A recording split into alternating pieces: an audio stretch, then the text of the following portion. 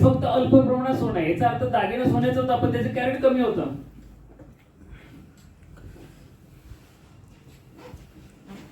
आणि वर चित्र तुम्हाला दिसतं बघा स्क्रीन मध्ये, हे बघा गोल्ड आहे की नाही, इथं फक्त गोल्ड होतं, बाकी निघून गेलेलं आहे.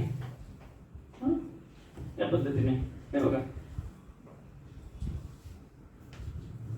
गोल्ड आहे, बाकीचं मॅनेज झालेलं आहे.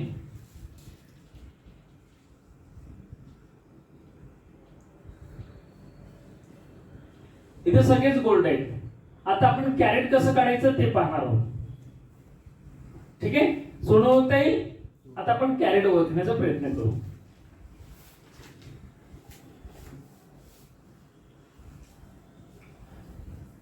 कॅरेट ओळखण्यासाठी दोन पद्धती आहेत. एक आहे कलर, म्हणजे जेवढा कलर डार्क, नायट्रिक ऍसिड टाकल्यानंतर सुद्धा, नायट्रिक ऍसिड टाकायच्या अगोदर आणि नायट्रिक ऍसिड टाकल्यानंतर सुद्धा कलर जेवढा डार्क असेल, आता पिवळा गोल्ड असेल, येलो गोल्ड, तो कलर कुठला येणार आहे?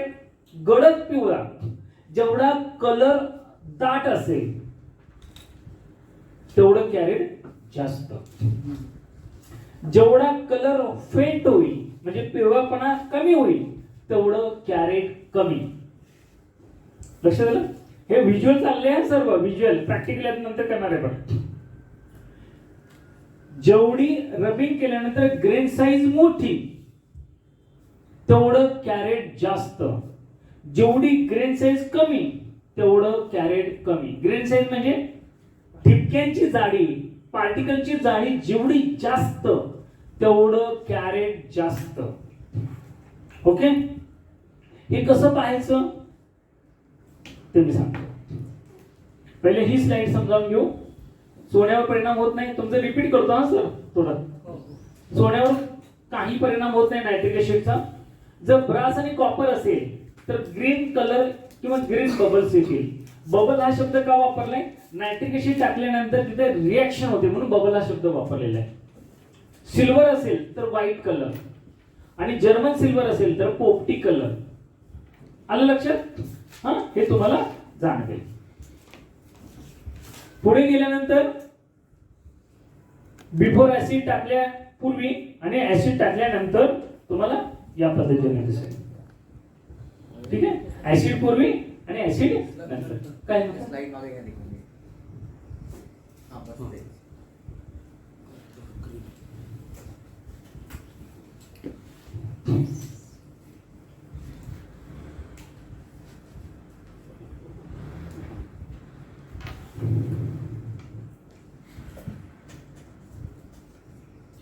ओके, जाऊ पुढे. द्या ना. कोणाचे फॉर्म राहिले असेल तर प्लीज द्या. डॉक्युमेंट कोणाचे सबमिट झाले असेल तर द्या. ते प्रोसेसला द्यावे लागतं. झालं का? आता मी जे सांगितलं तेच आहे वरती.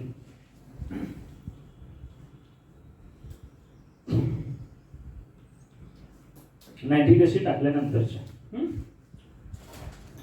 नायट्रिक ऍसिड टाकल्यानंतर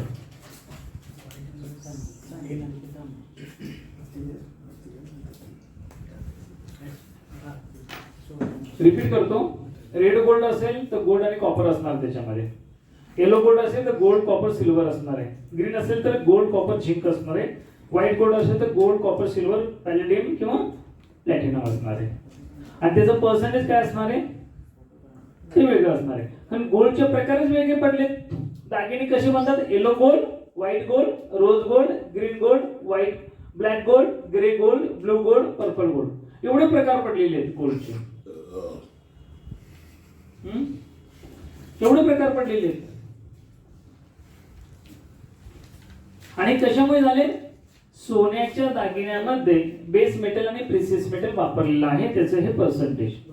मला पिंक गोल्ड बनवायचं असेल तर 75% गोल्ड, कॉपर 20%, 5% सिल्वर. मला व्हाईट गोल्ड 18 कॅरेट बनवायचं, 75% गोल्ड, प्लॅटिनम किंवा पॅलेडियम 25%. आलं लक्षात? सर हा चार्ट मिळेल? हा चार्ट आहे ट्रेनिंग मटेरियल मध्ये. सर रोज गोल्ड आणि व्हाईट गोल्ड मध्ये रोडियम पण वापरतात. रोडियम इथे वापरतात. कुठे वापरतात? व्हाईट मध्ये वापरतात. आणि कोबाल्ट ब्लॅक ह्याच्यामध्ये ब्लॅक मध्ये वापरतात. ते पुढच्या स्लाइड मध्ये आहे, दाखवतो आपल्याला लगेच. तुम्ही नाव काढलं, तुमची स्लाइड परत आली बघा. हे बघा व्हाईट गोल्ड कसं बनतं. व्हाईट गोल्ड पूर्ण गोल्डचा कलर व्हाईट येत नाही, प्लॅटिनम टाकल्यामुळे त्याचा कलर बदलण्यासाठी मदत होते आणि ते वापरून सुद्धा पूर्णपणे येत नाही. त्यावेळी रोडियमचं प्लेटिंग करतात. रोडियम या धातूचं प्लेटिंग करतात. Adding the white metal is not enough to get the perfect white color. So the white gold allow the steel look a bit yellowish color. This is why the plated with the rhodium. Rhodiumचं plated केलेलं असतं. हे बघा natural white, rhodium plated आणि हा warm plating over time आहे. हे white gold बदला. आता तुम्ही जर गोल्ड बदललं, कलर बदलला, रोज गोल्ड, हे बघा रोज गोल्ड. रोज गोल्ड मध्ये काय असणार आहे, कॉपरचं पर्सेंटेज जास्त असणार आहे, बरोबर. त्याच्यामुळे तो रेडिश कलर येतो. आणि हे गोल्ड सर्रास लोक वापरतात आता, रेड रोज गोल्ड. याला पिंक गोल्ड सुद्धा म्हणतात. मग सर आपले जे गोल्डचे रेट येतात तसे मग ह्याचे पण रेट येतात काय? हे 18 कॅरेटचे दागिने आहेत ना सगळे, जवळपास सेमच रेट आहे, जास्त फरक पडत नाही. जर प्लॅटिनम असेल तर रेट वाढतो थोडासा. बाकीचे जे गोल्ड आहेत हे ह्याच्यामध्ये मेन म्हणजे सोन्याचा दर फिक्स असतो, 75% गोल्ड वापरतात म्हणजे 18 कॅरेटचा दागिना. बाकीचे हे फक्त प्लॅटिनम वापरल्यामुळे थोडंसं ते प्लॅटिनम ते रेट थोडं कन्सिडर करतात त्याच्यामुळे. आणि मेकिंग चार्जेस जास्त असतात त्यांचे. हे बघा ब्लॅक गोल्ड. सर रोज गोल्डला आपण जर कसोटीवर घासलं तर ते समजेल ना? समजतं, कारण का 18 कॅरेट गोल्ड आहेच ना त्याच्यामध्ये, ते कळतं. हे बघा ह्याच्यामध्ये काय केलेलं आहे, कोबाल्टचं प्लेटिंग केलेलं आहे. कोबाल्ट आहे, टिटॅनियम आहे, हेच केलेलं आहे बघा.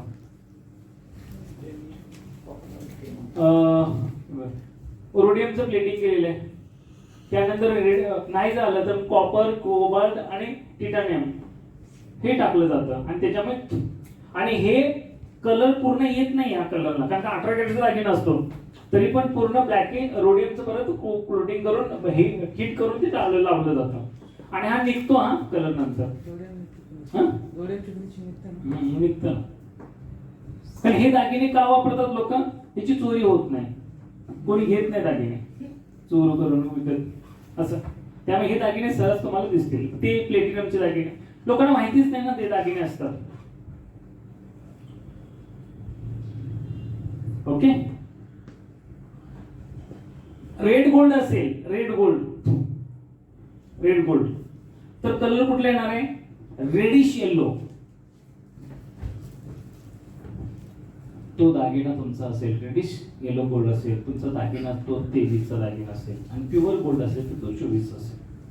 रेडिश येलो असेल, त्यातल्या त्यात थोडस कलर डाऊन झाला असेल, दागिना 22 कॅरेटचा.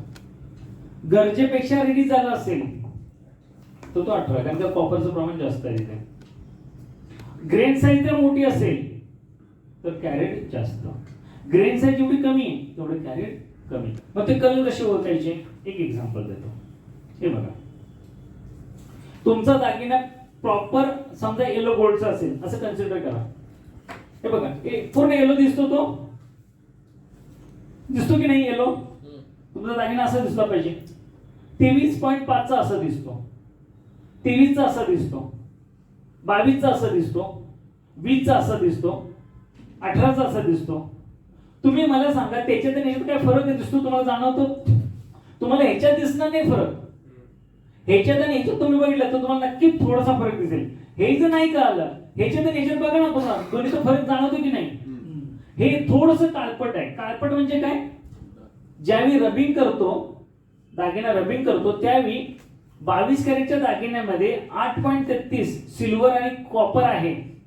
ते बर्न झाले ना, ते जळून गेले, त्यामुळे ते ब्लॅक दिसतं, थोडं ब्लॅकिश दिसतं बघा. ह्याच्यात ब्लॅक नाहीये.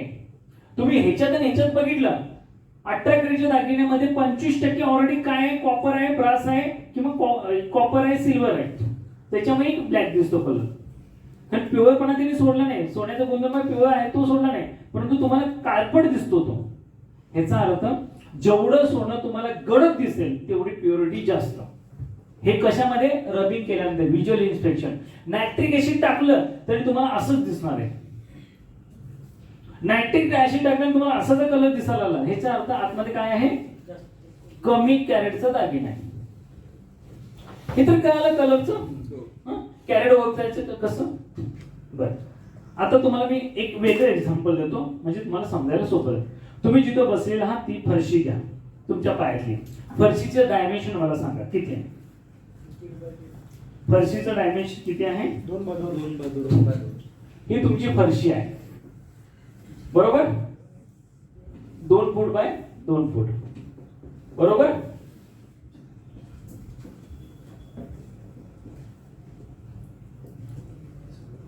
अशीच आहे ना 2 फूट बाय 2 फूट. त्याचा कलर कोणता आहे.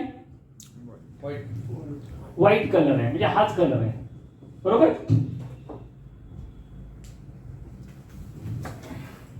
हा माझ्याकडे सोन्याचा दागिना आहे असं कन्सिडर करा बरोबर. त्या फरशीवर मी घासला पूर्ण. आता त्या फरशीचा कलर कोणता होईल. येलो होईल बरोबर. म्हणजे हा कलर गेला आणि ह्याच्याऐवजी येलो कलर आला. इथपर्यंत समजलं का. इथपर्यंत समजलं. आता तुम्ही जे बसले आहात त्या फरशीवर ही संपूर्ण बॉटल मी ओततो. ती बॉटल ओतल्यानंतर त्याच्यावर काहीतरी रिएक्शन होईल. समजा रिएक्शन झाली, मी 3 मिनिटं थांबलो रिएक्शन बघत. 3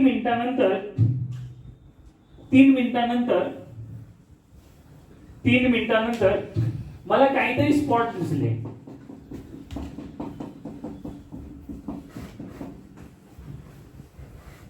बरोबर, काहीतरी दिसणार रिएक्शन. मला माहिती नाही हा दागिना किती कॅरेट आहे, कारण मी रबिंग केलेलं नाही. टोटल याचं व्हॅल्यूम किती आहे माहिती आहे तुम्हाला. आकार एरिया किती आहे. 2 फूट बाय 2 फूट म्हणजे 4 स्क्वेअर फीट बरोबर. 4 स्क्वेअर फीटचा एरिया. टोटल आकार होण्याच्या 25% काय स्पॉट आहेत. किती टक्के. 25% ब्लॅक स्पॉट आहेत आणि 75% पूर्ण येलो पोर्शन आहे.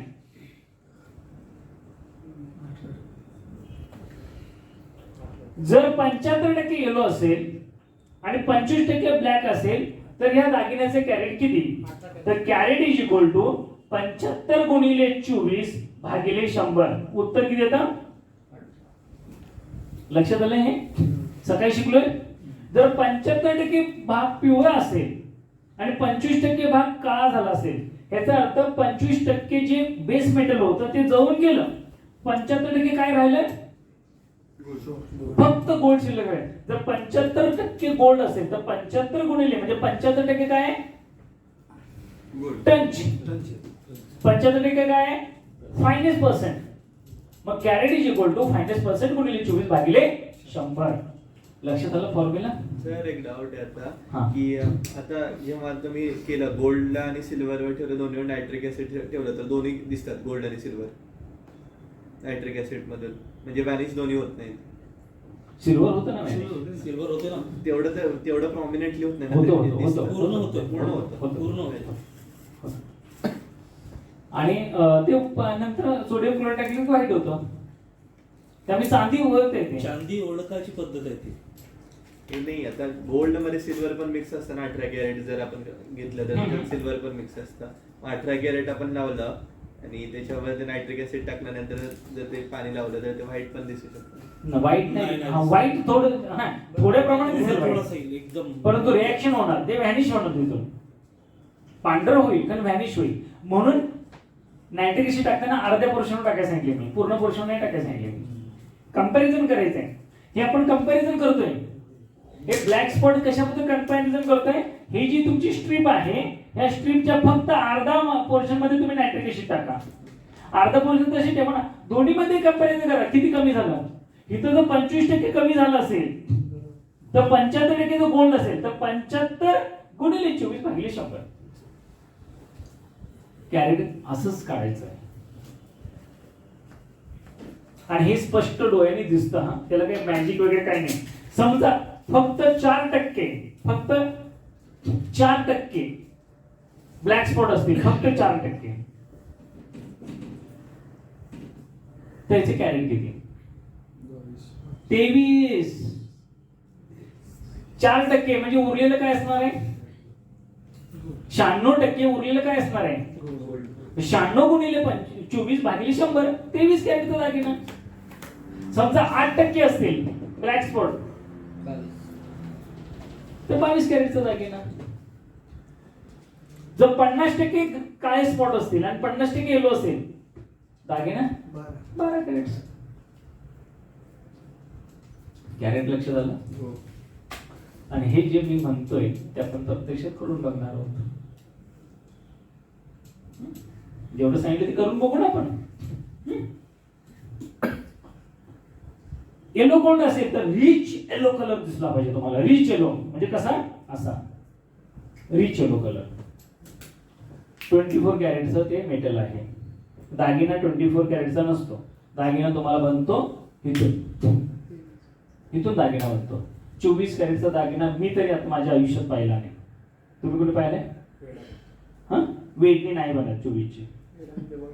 हा काय सर होते ना वेटनी? दाखवा मला, दाखवा. होते ना सर बिस्किटला मेल्ट करून 99-50 बिस्किट असतो. नाही 999 पण नाही 99-99 काहीच वस्तू येत नाही. ती देताना 99-50 असतं. मी माझ्या कारागिराच्या माहितीनुसार सांगतो. आम्ही स्वतः आपल्याला शेवट लावा. आपण 54 लाईन घेतो. सांगा कोण लावते? काय 54 लाईन बिलकुल 24 कॅरेट मध्ये वेळणी पण नाही ते तर इलिगल आहे. कस्टमर पण 999 होते. 24 आता आपण बोलत होते, पण आता येताना बरे काम करू आपण.